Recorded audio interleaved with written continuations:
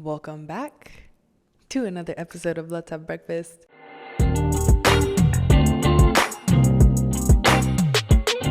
I'm very excited to chat with you guys today about a topic that is highly requested from me on every platform, from everyone in my life. Everyone wants to talk about fitness, and I've had a remarkable fitness journey. So let's talk about the real tea of losing almost 50 pounds. Saying losing 50 pounds makes it sound a little bit better, but 49 is like real technical if you want to go there. I want to first say thank you for joining us at Let's Have Breakfast. I do want to provide a quick trigger warning if you struggle with body image issues, body dysmorphia, anything like that. This might be somewhat of a hard listen. Please take that in mind as you listen to this episode. Proceed with caution. I have always, like most young girls, struggled with body image issues.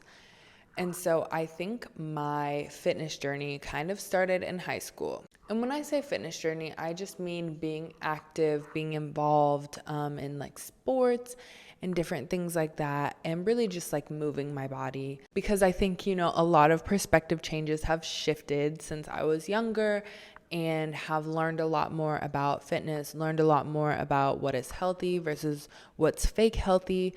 And so, as I'm kind of explaining this, please know that a lot of this thinking or like other things like that, I have since evolved, and I really look at fitness holistically and not just, oh, you have to work out, you need to be doing this. I'm going to talk a lot about what I did to lose weight and how weight loss has affected me, but I by no means think that fitness just boils down to weight loss. Fitness is so much more than that. And so I like to look at it in a way that is moving your body, taking care of your body, and, really being healthy versus just working out to lose weight. My body journey really started for me in high school. Honestly, it might have started earlier than that. Let's take it back to middle school. So I went to a predominantly white everything except high school. That's kind of crazy to think about. My college was predominantly white as well. I found my people, but it still was a predominantly white university. That affected me very early on because everyone else in middle school, no one had hips. They weren't really developing at the same rate that I was. And so for me, I'll never forget when I had to go from wearing juniors to wearing women's size pants, and it was like devastating for me. Do you know what size I wore when I moved to women's pants? A 0. Wearing a size 0 was devastating to me, which is like so crazy because now I would be like, I can't even imagine what I would look like at that size. But for, 6th grade, it made sense, but no one else around me was developing like that. No one had to, start wearing the women's sizes or anything like that. And so I can remember having body image issues as young as 6th grade. But I wasn't like, oh my gosh, I shouldn't look like this. Like at no point, which I have really respected about myself, at no point have I ever been so negative. I've just kind of accepted that this is what I look like. This is what I'm supposed to look like. And so while people get teased about having big thighs, I was like, well, what else would my thighs be? They match. Like, this is what I look like. And I'm not big. So like, what do you mean? I never really was working out or trying to lose weight until college. But in high school, I was a lot more active. I was involved in dance. I took dance for years. I wasn't professional or anything, but I did do a lot of activities with dance. I was on the dance team in high school for 1 year. Don't ask me. I'm still bitter. Shout out to my high school friends. They will tell you this story, but I'm still bitter for only being on it for 1 year. I also played soccer. I would do conditioning. I was fairly active. I wouldn't say I was an athlete by any means, but I kept moving. I liked to work out. I even had a weird thing my senior year of high school where I would go work out at the YMCA. Like I kind of got addicted to going to going to work out and lifting weights. Like it was really a thing, like almost to the degree that I do now, which is kind of crazy to think about. But even as I kind of progressed into college, like I would say I was at least working out at minimum once a week. Like I was staying active and I was seeing, results and benefits from going. So it made sense. But then as college happens to a lot of people and a lot of weight gain, college hit me. I did not gain the freshman 15. I think mostly because I lived at home. And so it wasn't like, oh, I have all this access to a meal plan, or like I'm eating in, I wasn't really doing any of that. And I was still fairly active my freshman year. But once I started getting involved, and, my boyfriend did have a dining plan and was buying me kind of like the junk food, and I would just lose track of time and not be able to work out or do anything fitness related. And I just got so wrapped up in everything that I was doing with leadership and working and everything that it was really easy for me to just go eat out. Since I lived, 30 minutes off campus, like if I'm there for the day and I only packed one meal, I'm going to have to eat again at some point. And me, I'm going to eat. It doesn't matter. I'm going to eat. And so I got to a point where I was like, I'm eating out all the time. I'm not working out at all. And I started to notice it. The first 10 pounds that I gained, I was like, what is happening to my body? I don't really understand. My pants started fitting a little different, and I feel like that was the indicator. But other than that, like I still had kind of a sense of confidence. There were moments where I would be like, oh, I look a little bigger. Like I feel like I've gained a little bit of weight, but it never was like this bad thing. I wasn't too thrilled that I needed to go up in pant size, but I just felt like, okay, I'm becoming a woman. Like this is kind of natural, like whatever, it's fine. So this is all pre-pandemic. Once the pandemic hit, it was rapsies. It was rapsies. I put on weight like my life depended on it, to be honest with you. I was just at home. I was bored. I was conditioned to kind of eating all the time and eating whatever I wanted. So I really did. Like I ate whatever I want. My mom and I had... We had this thing where we wanted to support local businesses during this time. We would get food to go, pick it up, bring it home, and just eat. And it was just like, you're not really spending money on a ton else. So all we did was just get food and eat. And I felt like I was just shoving stuff in my face. And it was, partly a coping mechanism. It was also because I wasn't conditioned to really think about the things that I was putting in my body. And I'm definitely a stress eater. Like if I'm stressed, I know some people won't eat. I want to eat everything. And I notice that's how I know I'm stressed. Like my body is in stress mode before I even recognize it, because I'm like, oh, what junk food can I eat? Like, can I have, like, I'll still eat a whole bag of chips. And it's like, I know I don't need to do this. I need to prevent so that's my thing. That was my thing, was I was just eating everything in sight. None of it was healthy. So I gained 20 pounds, and I gained it very easily and very fast, to the point that my body couldn't really keep up. I started getting stretch marks. I started noticing that nothing fit me. Even the things that I had recently bought before the pandemic didn't fit me. Everything was kind of uncomfortable. And I really noticed it in my face. I got to a point where I knew I had gained a lot of weight, and I didn't want other people to know that I had gained a lot of weight.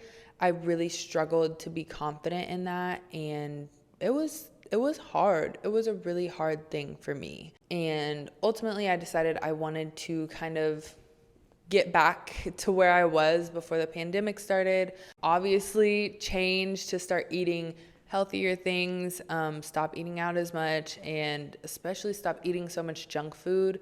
Because I was at a point where it's like, I can't even tell you the last time I had a vegetable. Like that's kind of crazy. So I just wasn't making the best health decisions holistically for myself. And I really wasn't moving my body outside of going on daily walks. Like I was probably walking a lot during this time because it's like there's nowhere else to go. There's no gym. I did try and do Chloe Ting's fitness program, but that's not how I work. I don't really like group classes, and that's like group class energy. So I didn't love it. But I also knew when I decided that I wanted to kind of get back on track, start eating healthy, and really starting to take care of my body, I knew that I did not believe in fad diets. I think keto was really popular around this time, and that's not my style. Like keto, intermittent fasting, a lot of these things that are very popular within the fitness industry and like kind of that diet culture aspect of things, I was not interested in that. I wanted to do something where I'm making a lifestyle change. This is not just, oh, I'm going to lose weight, or I'm going to not eat, or I'm going to eliminate all carbs. Like I wanted to do something that was very realistic for my lifestyle and something that I knew over time I'd be able to maintain. I wouldn't just lose all this weight and then gain it back. I connected with a trainer in my hometown, and she did this 8-week program. And I think the first time I did it, I lost 15 pounds. And then I did it another time. I want to say I lost another 10 pounds or something like that. So I lost a total of 25 pounds with her. And then outside of that, obviously I was doing my own work, and now I'm here where I'm at now, where I've lost, 50 pounds over time, multiple different ways. If you are truly, truly interested in my journey as a whole and like how I did it, I have videos on my TikTok of, kind of like my workout routines, some of the things that I eat, like what I eat in a day, other things like that. But I'm not going to go into that. This is more focused on the reality of losing all that weight and what your life kind of looks like after, and how to be successful in your fitness journey. Because I think a lot of people struggle with how long the reality of truly being able to do this takes. Because I think, so often on the internet you see, oh, I lost 50 pounds in 3 months. Like I did this overnight. And if you want this to be your lifestyle, if you want to change as a whole and not just drop pounds and eventually gain it right back, you have to really be committed to starting this fitness journey and committed to what it takes and how long it takes, because it's taken me 2 years. And there's a lot of times that were kind of discouraging when it's like I felt like there were drastic changes and no one is telling me, hey, you look different, or like, oh, I really see your progress. It took 2 years for me to get in a place where I've lost all this weight, and that's fine with me because this is how I wanted to do it. And before I share my tips on how to be successful in your fitness journey, I really want to touch on what it is like after losing all this weight. I still have days where I am not confident with my body, and that's something I didn't necessarily expect. I thought once I lose all this weight, I'm just, going to become this confident person. Like every day I'm going to wake up and be like, oh, you're so small. Like you lost all this weight, you did that. And I'm not at all. I get confidence from seeing how far I've come.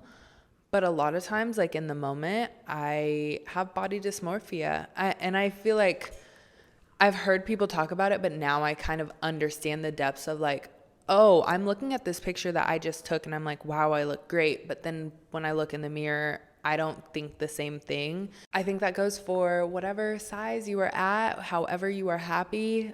It's unfortunate. It's unfortunate that we live in a society where you don't just wake up and you're confident. But that's my truth. It is true that I've lost all this weight, and some days I'm like, dang, I don't want to wear these gym shorts because I feel like my stomach is sticking out. And in that same breath, I'm like wearing a tiny crop top. Like it just is a very interesting thing to go through with your body, especially gradually, because I can't even imagine what it's like if you just kind of lose that overnight and then you look different. And it's like, how does your brain even wrap itself around that? And I know a lot of other people, I've seen a lot of conversations around the differences once you lose a lot of weight, how people treat you.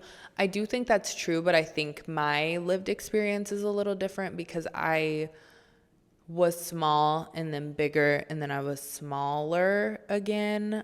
And so I do notice the difference as far as like men approaching, but as far as women go, and I think that is just a testament to some of the friends that I have noticed no difference in treatment.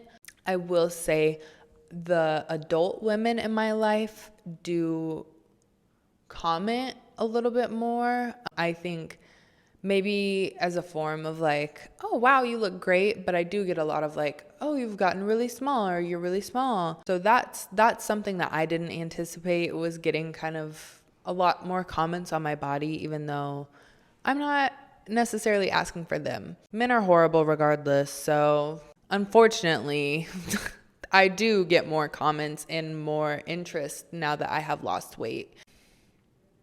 And again, why is society like that? I don't know. And it's unfortunate, but I do notice that difference. Just had to be a little honest about what my experience is. So now, if you are interested in starting your own fitness journey, here are some of the tips that I think are really important for you to be successful in this journey. You have to be consistent. There's no negotiating that. You have to be consistent or this will not work for you. This is the hardest area because it requires a different level of discipline. You are going to have to start saying no to plans, especially when it comes to food. And that was so hard for me because I love going out to eat. Like, that's so fun for me. I would love to get sushi and sit with you and talk for hours. But you have to figure out something else to do. You have to make a commitment to yourself that you can do this. And if you are taking eating out off the table, you are going to have to say no to stuff like that. And you have to be okay with that. Because now I'm at a place where I am comfortable going out to eat and not really worrying about, oh, I need to order this specific meal so it's aligned with like my plan or whatever. But I had to do the work. I had to make sacrifices and make that commitment to myself before I could even get to a place of doing that. So I think there's, of course, a level of balance and, you know, being able to say yes when you are able. But I think ultimately your priority during this time period has to be you and what you need to fuel your fitness journey. And then too, you need to eat intentionally. Everything has a purpose, especially when it comes to fitness. I'm not a dietitian, so I'm not going to give you advice on macros or if you should eat in a calorie deficit or anything like that. But ultimately, food is fuel. So you need to be eating food that is going to fuel your body for what your goals are. So do your own research and figure out what your goals are so you can fuel your body adequately. And in order to do that, you need to have these goals that are very specific and measurable. So this is where you also need to be realistic. Your goals matter and are very important. But what I will say is, if you are currently, I'll take my starting weight for example. If you are currently 230, it does not make sense for me as a 5'8", actually, I might be like 5'6", 5'7". I don't really know. I get told I'm kind of short now, which I never thought I was. Sorry for the sidebar. But me, at my height, it would not make sense for me to ever want to be 125 pounds. That wouldn't look right. So you have to be realistic with yourself and what your body looks like now and kind of look at the weight range of your heights. You just need to make sure your goals are realistic and measurable. So whether that's you want to lose 5 pounds, you want to lose 4 inches off your waist, I would suggest thinking about it in the scope of numbers and like if you want to lose or if you want to gain or whatever it is, being able to identify that, map it out, and then making sure you're doing things that are aligned with that. Don't be too hard on yourself. This is a journey for you. It shouldn't just be, I have to do this. I have to get to the gym. I have to. You should want to. If you are going on a fitness journey, it's because you want a certain thing. And so find some joy in it and don't be too hard on yourself. I was really hard on myself in the beginning because I wasn't hitting goals in the timeline I thought I would. And maybe over time that made my journey longer. Like maybe I could have lost this amount of weight sooner. I probably could have. But I wasn't too hard on myself because I understood that things happen, life happens. I'm trying my best. I think all you can do is show up and try your best. Try and hit your goals, and if you don't be too hard on yourself. And then lastly, I think it's really important you have people in your corner that are really, really, really rooting you on for this fitness journey. If you've told your friend multiple times, hey girl, I can't go out to eat anymore. Please don't ask me to go out to eat because I'm trying to really focus on my fitness journey and making sure that I'm eating at home and like I'm eating these very specific meals. If your friend continuously crosses that boundary and is like, yeah, I know, but just, can you just this one time? Or like, maybe we could just get one drink or whatever. And you need people in your corner that are like, hey girl, I completely understand. Maybe let's make a meal together some night. You need people who are truly supporting you on this journey and that aren't going to cross your boundaries or tempt you any further, and really take your journey as seriously as you do. But then I think too, making sure that the media you're consuming and the people you follow are, pushing you positively as well. I'm not saying everything you watch has to be like, oh, fitness based or I love vegetables. Like, it doesn't have to be anything like that. But making sure you're watching things that are inspiring and keeping you pushing along the way as well. So essentially, there's a lot of things that go into a fitness journey, and it's really important that you're prepared and ready to be consistent because ultimately you want to move your body. I think that fitness journeys boil down to is moving your body, having fun with it, and making sure you're taking care of yourself. I think if you're ready to start, then you should do it.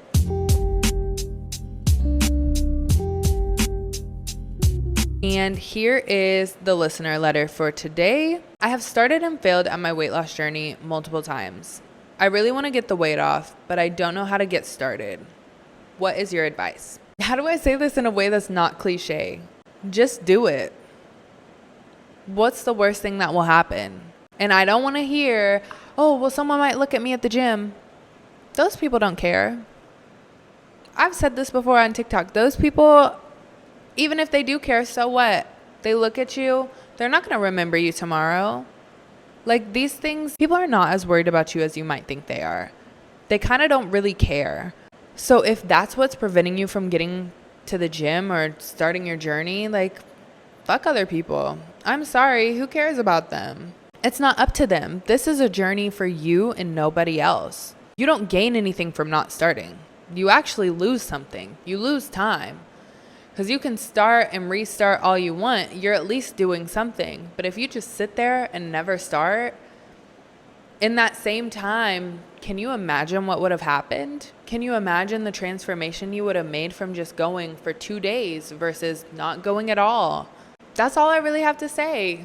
On the days where I don't feel like going, those are days where maybe I take it a little easier. Maybe I say easier and then people are going to be like, that's ridiculous. But those are the days where I take it a little easier and maybe all I do is get on the Stairmaster for 20 minutes.